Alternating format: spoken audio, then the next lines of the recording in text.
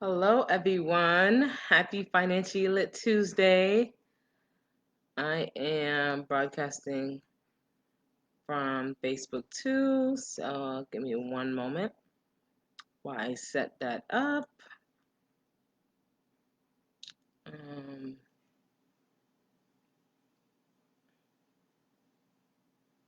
Hopefully, everyone's day is going so far, good so far.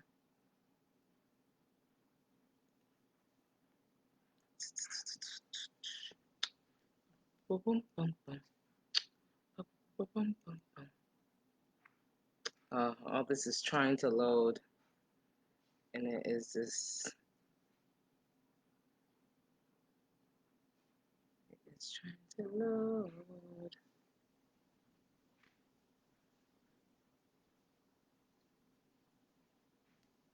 Uh-oh.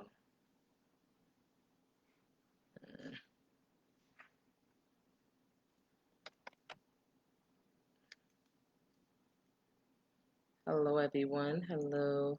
I am trying to start the watch party on my personal page.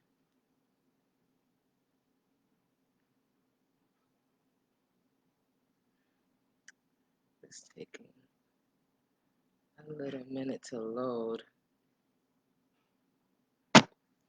Ay, ay, ay.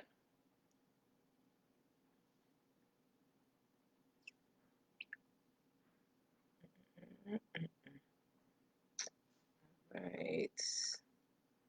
Hopefully everyone's day is going good so far. 1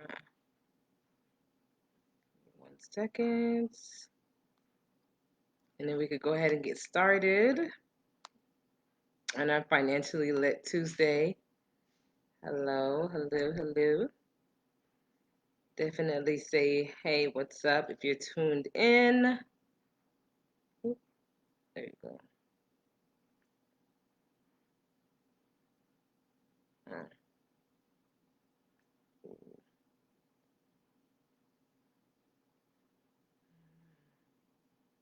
It's, how do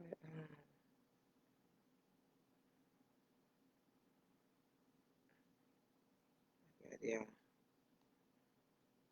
Um, Facebook is kind of causing me issues right now.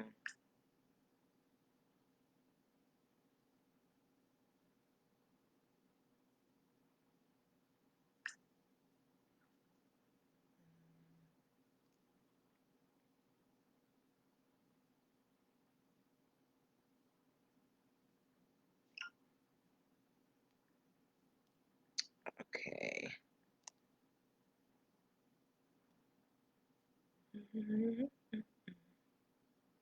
There we go. Yay! Finally got it up. Oh my gosh. Okay. Perfect, perfect. Hello. How are you doing today? Okay. Slightly delayed. Just a little bit. Just a little bit. Just a little bit. Hey. All right. Let me put this up. Put my phone up as well. Okay. All right, ready to get started. Hello, everyone. Happy Financially Lit Tuesday. I am back again on another beautiful Tuesday evening, ready to bring some awesome financial tips and news. Today, I'll be talking about real estate and capital gain taxation. Because in honor of my thesis that I did for my master's degree, I was like, hey, why not go ahead and do this week's Financially Lit Tuesday based on the thesis that I had, and just kind of really bringing that information to you all, because of course it's like awesome information just on how to decrease your taxes um, and or even avoid taxes on capital gains overall. So I wanted to make sure that I, kind of share that information with you all in general. I know I've talked about real estate and everything. Hey, Autumn. Hey, Zalifa. In the past, but just making sure that I shed some light on it today as well.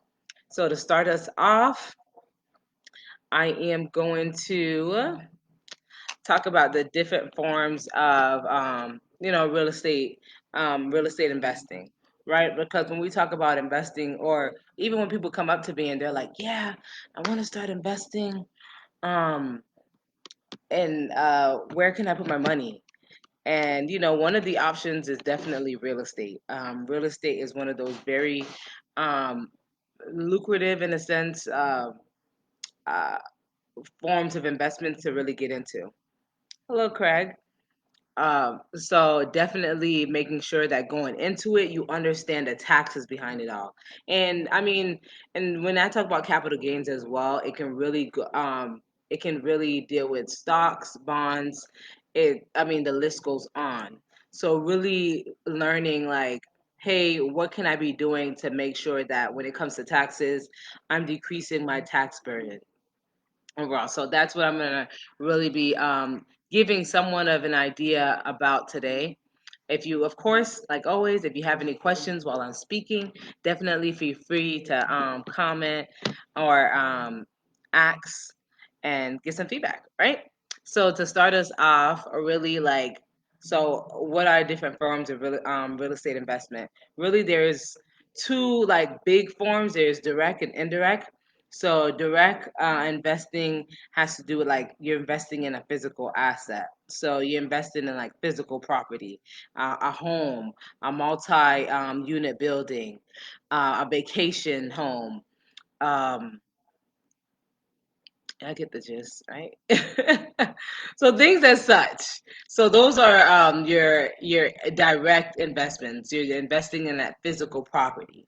And when you do that, yes, I mean, there's the other half of it, indirect. So indirects usually have to do with like REITs, the real estate investment trust.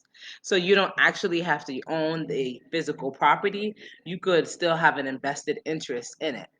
So, which the trust will allow you to do that. Hey, Chris. Hey, Joy. The trust will allow you to still have ownership in it without having access to the physical property, or without having to handle the physical property. And that's what a REIT will usually allow you to do. So in small, those are the two big types. So direct and indirect. Those are two ways to kind of like put it out there. Be like, oh, I know what real estate investments are. You know.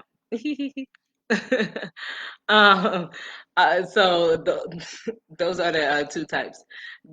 So really, what happens when when someone's being, hey Joy, taxed on real estate? I mean, this dates back to the 1920s. Like it dates so far back. The One of the first taxations that really went in depth was Reagan's. In 1985, Reagan talked about taxation when it comes to real estate. But beyond that, really like it really dates back. Um, and then we also know that, well, a lot of people know that with our 2017 Tax Cuts Act, right, where that Trump had passed that was effective in 2018. What happened was 20% of the profits that small businesses made, they didn't have to pay taxes on as well, which kind of helped with decreasing that tax load again for those capital gains that you may have gained throughout the year.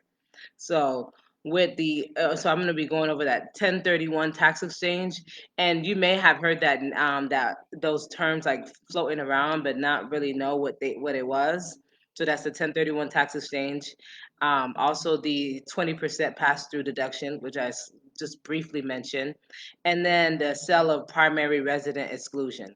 So with those three types, those are like the three like main.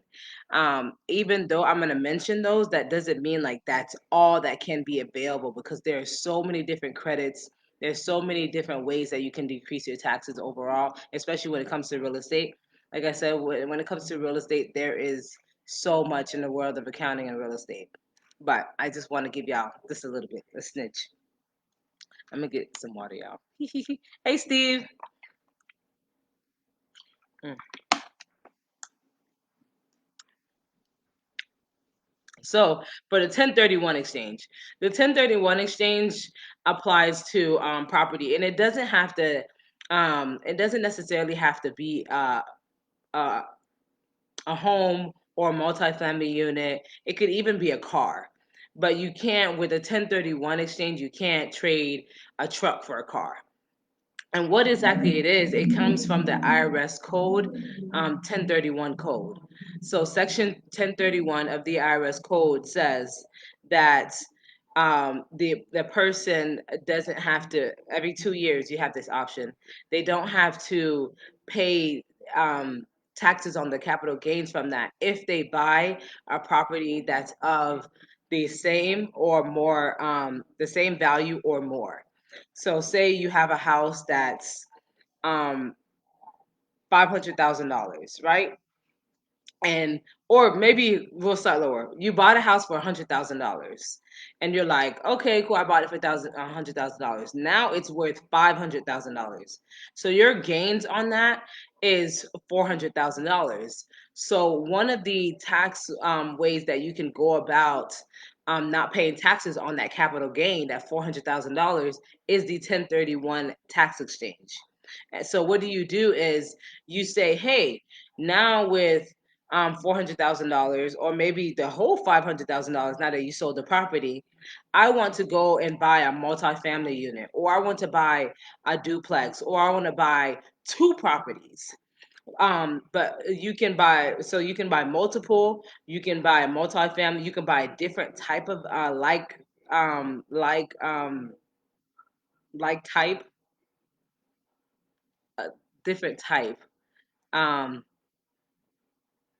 it has to be like, kind of similar in a sense. So a like base property, so like another building of the same or more value. So if you're like, hey, I'm gonna buy a property that's worth 600,000, you can go ahead and do that. And that $400,000 that you essentially gained in capital gains by buying that first asset for $100,000, you don't pay taxes on, because now you just transferred that money into another asset. So, or multiple assets. So, say you were like, I'm going to buy two duplexes because they were going for $250,000 each. Now you own two properties and you sold one, and that's completely fine through the 1031 tax exchange. Right. So yes, there are some ways as far as the 1031 tax exchange goes. It's not like as quick and easy as you just saying, "Hey, that's something I want to do." There's some like there's amount of days that you have to have the property in your hands by. So there's some ramifications in there. But and the borderline and small, that's basically what it is. And this is a great way, and a lot of people overlook this, of building wealth, right? Because you look at it as, I just purchased a home for $150,000, and I just sold this home a few years later for 300,000. Now I no longer, I don't even have to pay taxes on the amount of money that I just increased in equity on that property, right? So you're already building equity. You're building your net worth up. So now you're worth more. On top of that, you're gonna buy an asset that's worth even more money, or maybe even the same value, but or maybe worth $300,000. But now that property is gonna increase in equity as well. Hey, Matt. So this is just a awesome way of building wealth, and I really want y'all to take a look at this way of building, because it's very lucrative. Like, go ahead and look into different things that you can invest in and transfer it, and it doesn't have to necessarily be a house. It could be a smaller asset, right? So there's I mean, definitely, if you want to look into this, I'll definitely say look into it. Look into the different assets that you can possibly use with the 1031 exchange. Life insurance has been used with the 1031 exchange. Like the list goes on. But it's something to definitely look at. So that's one of them. 1031 life tax exchange. If y'all have any questions about it, make sure you're commenting and letting me know if you have any questions. Okay? I kind of want to move the camera so I could see the comment section on Facebook. Um, okay, I think. All right, cool. Hey man. um, okay, and then the sale of primary resident exclusion. So what that is, so way back when, right? And like 1980s, they were like, "Hey, we're gonna do this, and what we're gonna do is we're gonna allow you to not have to pay taxes on $350,000, or if you're married, $500,000 of your capital gains." Let me make sure I'm getting the numbers right. I believe it's 250. um, yeah, 250. I knew I was messing up the numbers. So $250,000. So say your capital gains as a single person. I had a capital gain of $250,000. I sold my house and now it's worth an additional $250,000. I don't have to pay taxes on that if I do that same turnaround every 2 years. So all I have to do is own the property for at least 2 years, and I could go ahead and sell it, and I could say that, hey, $250,000 of that amount I don't have to pay taxes on. This is why like it is so like, I mean, real estate investing is so lucrative. Like there's so much money to be made in it because the tax avoidance. You don't understand like how much of your money goes into paying taxes, right? Because majority of taxes are being paid by the lower and working class. The rich doesn't, right? Because of things that are put in place like this. I mean, they're playing around with $500,000, $250,000, and like, and I mean, the business of marriage. Like getting behind the business of marriage is like, yes, is a whole nother ball game. Because if you are married and you're building wealth together, for one, it's two incomes versus one. Imagine how much easier it would be to build wealth if not only you were making $50,000, but your spouse was also making $50,000. Now together, y'all are playing with $100,000. Y'all essentially have $100,000 to do what you need to do with versus your $50,000 alone. Also, with this this tax exclusion, instead of just being exempt from $250,000, you're now exempt from $500,000 worth of capital gains. So, I mean, especially there's a lifetime exemption as well with the. I have to drink some water. With the whose law was this? The Taxpayer Relief Act in 1997, right? So they said not only if you buy something of equal or lesser value, and we can exclude up to $500,000 of capital gains if you're married. Yeah, on top of that, like you don't have to worry if you're at the age of 55, if the taxpayer is at the age of 55 or more, there's a lifetime exemption on gains up to $250,000 or 500. So again, definitely looking into that.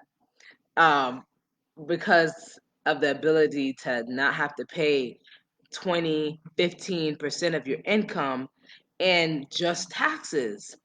I mean, imagine how much money you would be able to put back in your pocket to be able to do other things in your life if you didn't have to pay 15%, 10% of your income, 20% of your income in taxes. Imagine, say you made $50,000 for the year. You're already in another tax bracket. Say you're paying 15% of that income for that year, like, so definitely making sure that you're decreasing your tax burden is essential, because at the end of the day, like, the whatever needs to get handled is going to get handled. So don't think that, oh my gosh, I'm not a contributing American if I'm not giving up my tax dollars, right? um $50,000, I'm doing the calculations right now, at 15%. So you're already paying $7,500 to taxes. What would you do with an extra $7,500 in your pocket? Even if half of that you could have put back in your pocket, $4,000 extra, back in your pocket. What would you be investing in if you could put $4,000 into your retirement every year? Congrats on your masters. Had to put that in. Oh, thank you, Matt. Hello, Miguel. Post is at here. Okay. Hey, Autumn. Yeah, so imagine what you would be able to do with that money if you didn't have to pay all that in taxes. So, another point. I believe I touched on everything for the exclusion. And the so last thing is the 20% pass-through deduction. So the 20% pass-through deduction is relatively recent.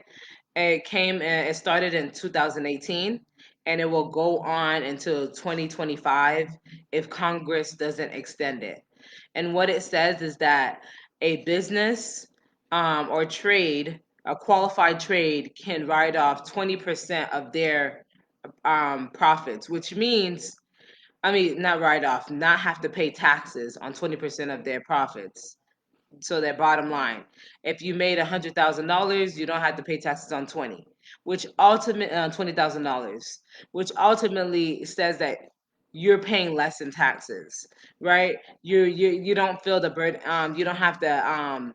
Your tax burden has now decreased because you're not paying so much to the government on that profit, that bottom line. So what it did is it alleviated business owners, even successful business owners, because it doesn't have like, oh, because you made $10 million, we know because you made $5 million, you no longer, oh nah, you don't need this life. Yeah, so you made $100,000, you don't pay taxes on 20% of it.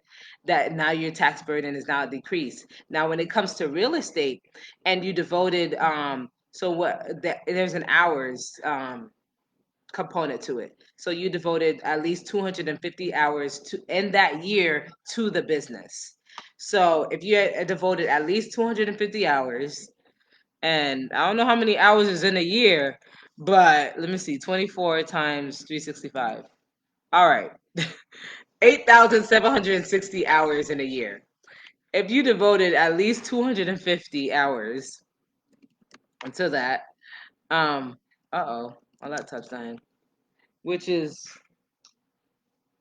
like less than 2% of your time. All right.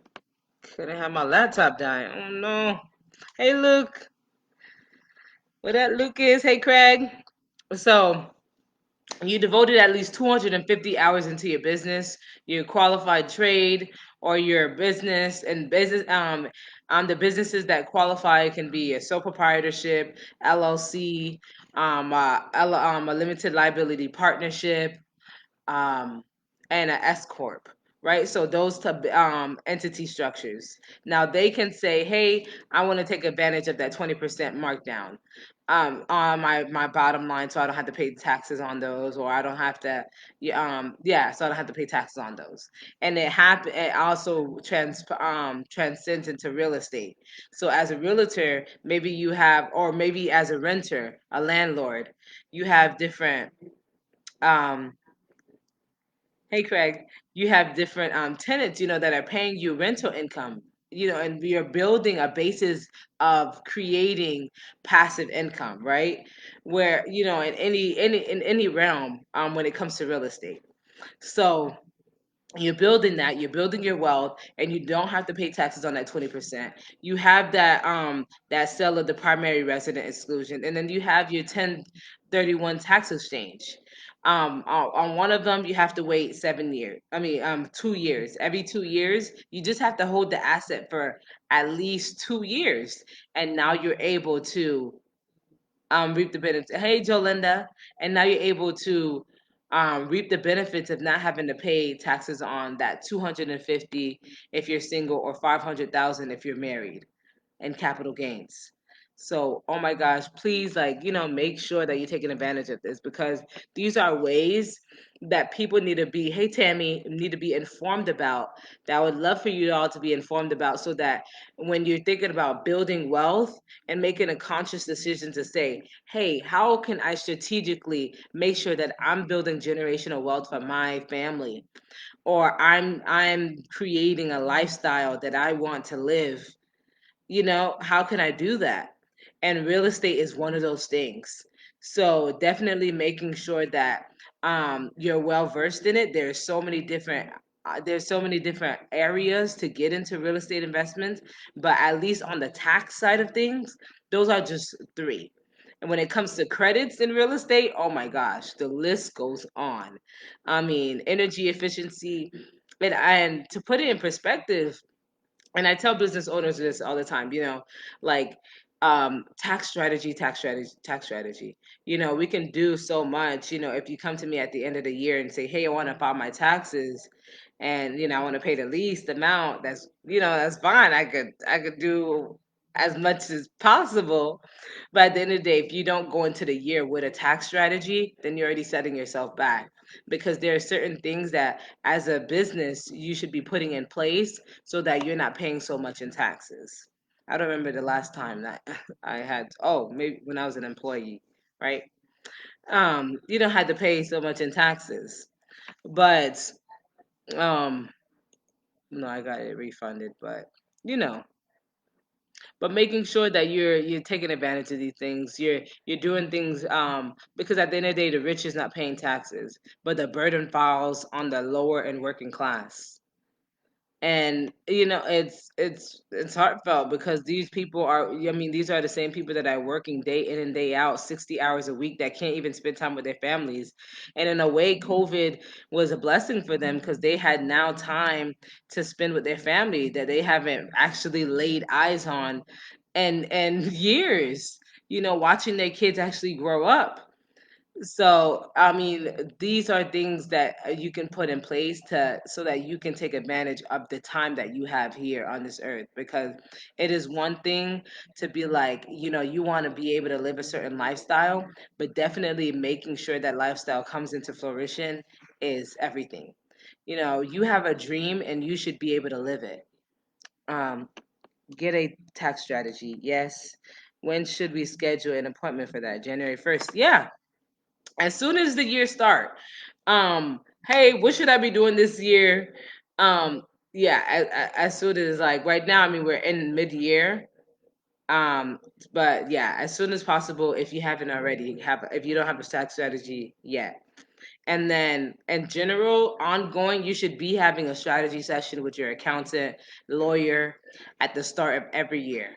Because, your lawyer is going to tell you things to watch out for, things that you need to have in place, new regulations put in place, because laws change all the time, especially annually. So your lawyer is going to keep you up to date on that. On the financial side of things, your accountant is going to tell you on the tax side, things that taxes change all the time, tax codes change all the time, things that you need to look out for, things that you need to do strategically to make sure you're moving in the right direction. And also, don't be afraid to meet with your accountant every quarter, every month, so to make sure that you're on track. Because yes, at the beginning of the year, you can be like, oh yeah, I'm pumped up, I'm ready to go, but things happen, and we all know things happen, and we get off track. So making sure that we're moving in the right direction, making sure that we're taking advantage of hiring veterans, because there's a credit for that. There's tax credits for that. Hiring low income, economic, people that are in economic needs. There are tax credits for that. There's tax credits for, I mean, there's so many different tax credits. Hiring I need all that once my business opens back up from COVID. Yes, absolutely. And taking this time, if your business is closed right now, taking this time to plan. So what can I do right now to make sure that, in a sense, like I still have a funnel in my business to provide some type of service or product, even when times like this where there's COVID. So making your business recession proof in a way. So really making sure you're sitting down and strategizing. What can I be doing? What kind of services? What do my clients need right now that I could still offer them that kind of still aligns with my brand, that aligns with my mission, right? Appointment for that. Um, oh, okay. Oop, okay. Hey, Jack. Yeah. Different things that may align with your brand and everything. So making sure that you're keeping these things in mind. You're thinking about these things. Hey, yes, we're in the middle of COVID right now.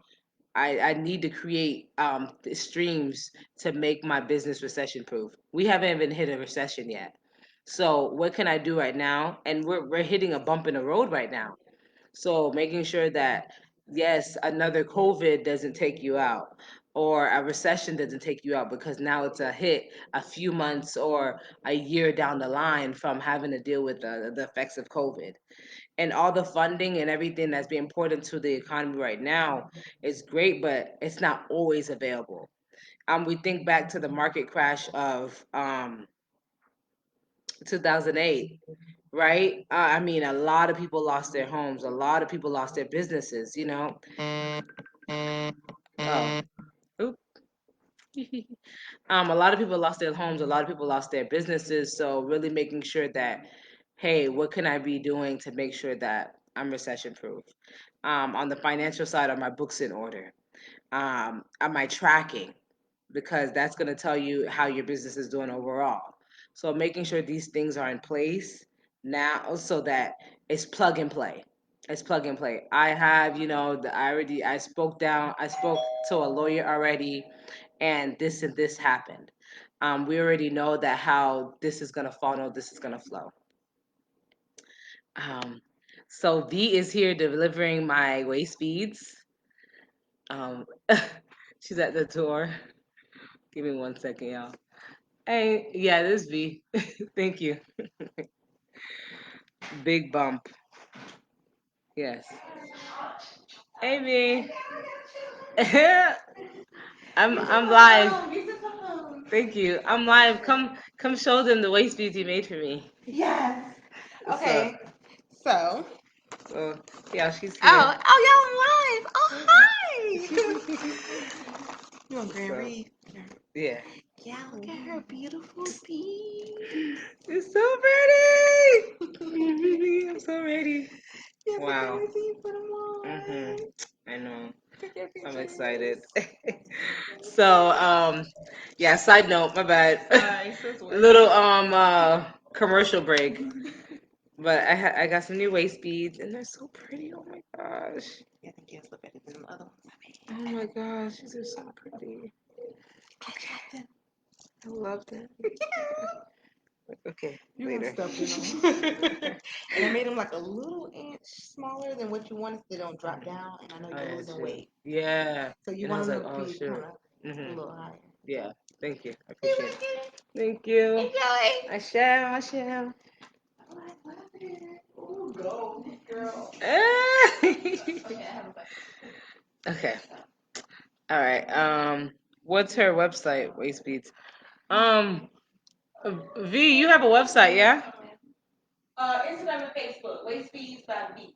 So it's Instagram and Facebook. It's Waist Beads by V. All together. All together. Waist Beads by V. Okay. Yes. So you can check her out on Instagram and Facebook.